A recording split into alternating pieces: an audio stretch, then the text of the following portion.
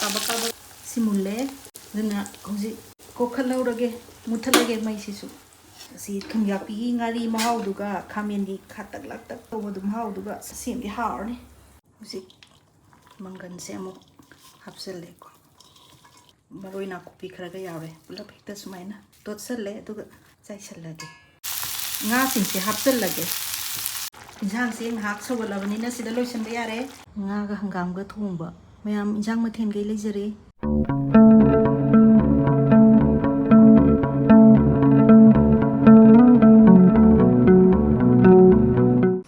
khamen se pasana dum pale pambi tarama thoi gumba tarain thoi gumba sisi na palak se sara pasana dum phai yam li da di haute masidi manung da pan da khamen pan gi si phana yam di pan sim di li re da na ko dre hangam sidi belendri mapung da sumaina khara hunjan bane belendri na saw khalak pasida hangam sidi ichau so ya do man re pulap pukat lagi si ahau bi bane manipur dagi maru pura ga hun gi bane sida ngim ga leri phana yam ne sida hangam ga khamen ga masi thong ga do le krum sari nungsirba maru myam nungai ribra ngasi aina thongakadoriba mathel singsida changdaba mana masing singdo loi puthoga leire kai mathel no dudi ai insang na pi sem sem na dum haijira age ahan ba mathen sidi hangam ga nga ataw bu khara siga thongage hangam se yam badi nate nga ga thongbada di sap sare yamna fresh oibada natana hingondagi isana thajaraga saba hinjang ai sidi amaguna mahekta heline sanglap hetamalage ani suba mathen sidi usoi kangsu ni mangan atingba sida leire aduga usoi sina ngarang numidang soidoaga ising da tingchalaga thamambani ahum suba mathel oina khamen se atopa ngouba budi thumyakpi ga ngoubana khara hena mathel singsiga chanarne na si hekta hapsare atenba sidi tangkhai ka katlaga sumai pikna hekta soirage yam nawi ko ngौबदा हापकदबा मरोई मोरो टेकपा lion लेरे मोरोक से खरा मना उसोई कांगसुगी मपुम थमगे दुगा इंजांग थोंबा हापनबा कांगौगी तंखाई खायरगे सुमाइना सांगमलगन हे मयाइ दम कथपिबा अदुगा गाजर थबी beetroot खामेन सिनबगी सलाद अमा side dish ओइना यावरे हौजिक इंजांग नापि सिंगसे अयाबना सेम साबा लोइरबनिना मनुंगदा संगागा अमुक थोंगनानबा सेम सारुरसे इसिंग खरा थांगलगे गिलास अमा गुंबा लोरे usoi se putoge moro sangbase tara gumba malore usoi se hapsalage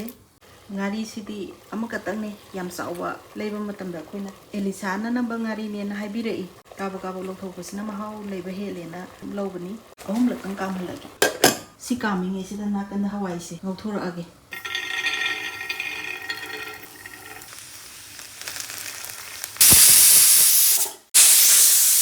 sure pressure cooker se indha lage se akoina hekta khrak khakna ngogdabadi nati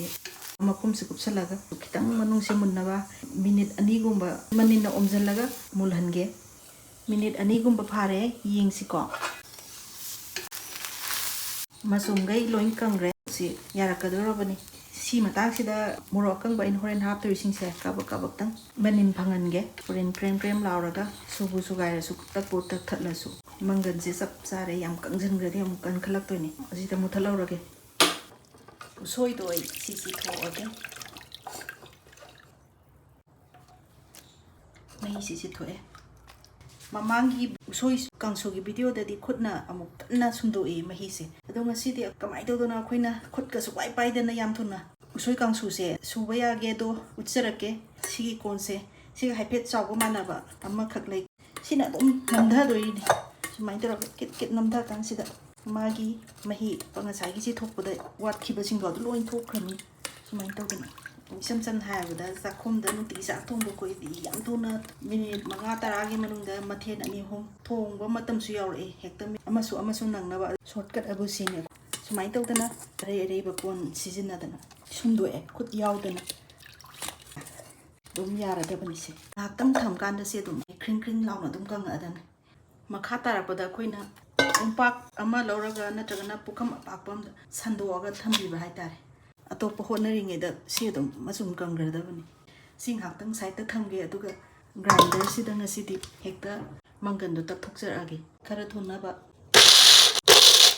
ꯃꯔꯛ ꯃꯔꯛꯇ ꯍꯦꯛ ꯐꯠ ꯐꯠ ꯃꯨꯊꯠꯁꯦ ꯅꯠꯇ ꯇꯥꯔꯗꯤ ꯌꯥꯝ ꯇꯣꯏꯃꯟꯒꯅꯦꯕ ꯌꯥꯔꯅꯤ ꯁꯤꯗꯤ ꯁꯤ ꯂꯩꯔꯦꯀꯣ ꯍꯩꯗꯣꯔꯛꯑꯒꯦ खरा खरा पोपली पोपली सिदा तखत खरे खरा अमा अदुगा मखा तारपदा मोरोक अंगांगबसे सिगी ग्राइंडर दा हापगा अदुम तखाइरदबने सि लैरे मखा तारपदी ngसाइगी मोरोक असंगबा चानबा येंगा थुमसु लौरे साइ ngari दो पुलप हित हापसले कुम कुमसलगा मोरो अदुम मेट खरदबने ग्राइंडर सिदा तखाइरस मोरोक मेट हापसलगे मंगन से लौरगे खरा सी यामनगनी तंखाय अमखक लौगे मोरोक सिदि मेट खरबिना डायरेक्ट उसोय सिदा दुम नोइसले हुजिक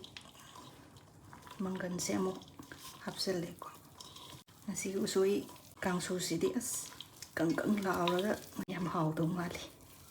मरोय से मयांग तोन यावरे अदगी toningkhok मरा तिलौगा मरोय ना khubi खरगा यावरे पुलप हेक्ता सुमाइना तोटसले चाइसलगे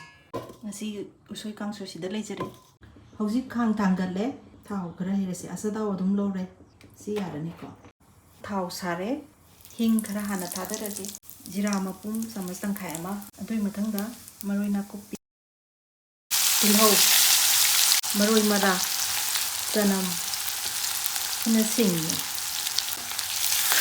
मसुसु कितंग ओले अदुना मरु मरांग अकुपा मयाम से हापसलगे जीरा मकुप चमच मचा हापे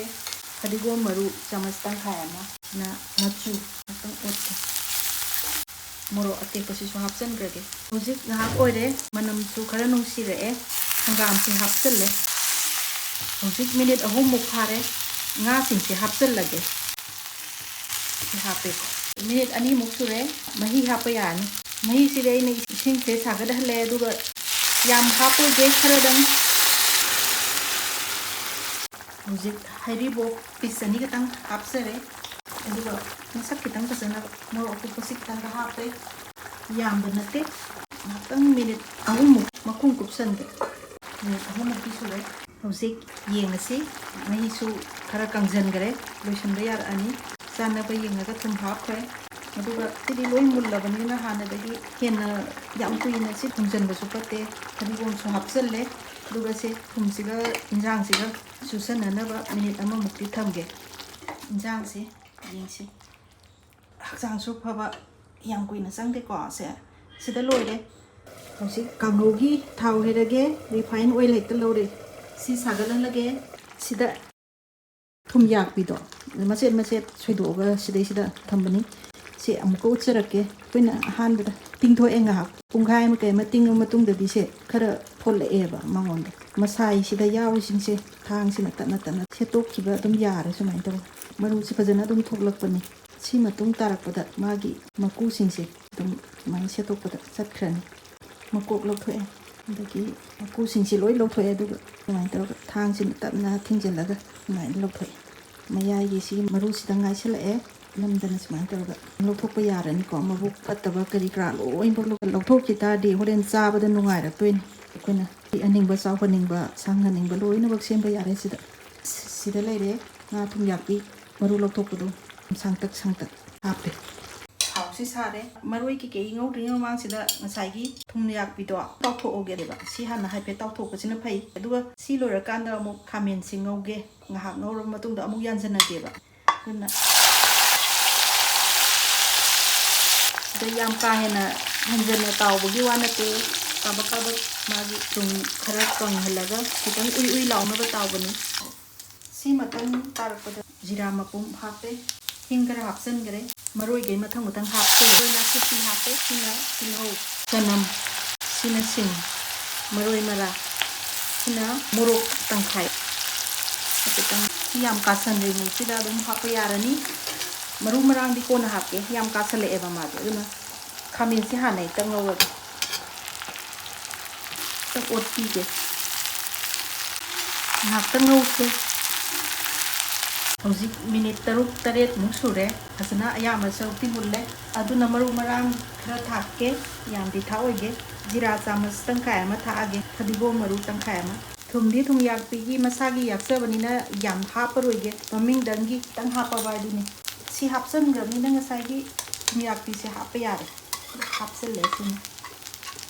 ꯑꯣꯠꯄꯤꯒꯦ ꯇꯣꯏꯗꯅꯕ ꯑꯗꯨꯒ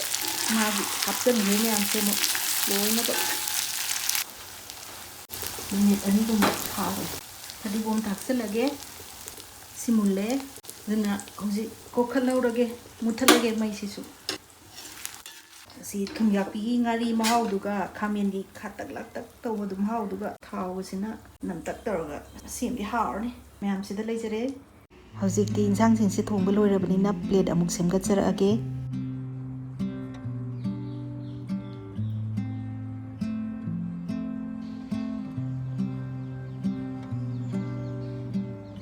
ꯉꯁꯤꯒꯤ ꯑꯩꯒꯤ ꯏꯟꯖꯥꯡ ꯃꯊꯦꯜꯈꯩ ꯂꯩꯖꯔꯦ ꯁꯤꯅ ꯎꯁꯣꯏ ꯀꯥꯡꯁꯨ ꯃꯊꯪꯒꯤꯁꯤꯅ ꯉꯥꯒ ꯍꯪꯒꯥꯝꯒ ꯊꯣꯡꯕ ꯑꯗꯨꯒ ꯈꯥꯃꯦꯟꯒ ꯉꯥ ꯊꯨꯝꯌꯥꯛꯄꯤꯒ ꯉꯧꯕ ꯑꯃ ꯂꯩꯔꯦ ꯑꯔꯣꯏꯕꯒꯤꯁꯤꯅ ꯁꯂꯥꯗ ꯑꯗꯨꯗꯤ ꯏꯟꯖꯥꯡ ꯃꯍꯥꯎ ꯇꯪꯖꯔꯒꯦ ꯃꯌꯥꯝ ꯎꯁꯣꯏ ꯀꯥꯡꯁꯨꯁꯤ ꯇꯪꯒꯦ ꯁꯤ ꯍꯥꯎꯗꯧ ꯃꯥꯜꯂꯤ ꯂꯩꯔꯦꯀꯣ ꯌꯥꯝ ꯍꯥꯎꯋꯦ ꯉꯥꯔꯤ ꯊꯨꯝ ꯃꯣꯔꯣꯛ ꯂꯣꯏ ꯅꯝꯃꯦ ꯌꯥꯝ ꯍꯥꯎꯈ꯭ꯔꯦ ꯃꯊꯪꯗꯤ ꯊꯨꯝꯌꯥꯛꯄꯤꯒ ꯈꯥꯃꯦꯟꯒ ꯉꯧꯕꯁꯤ ꯂꯧꯒꯦ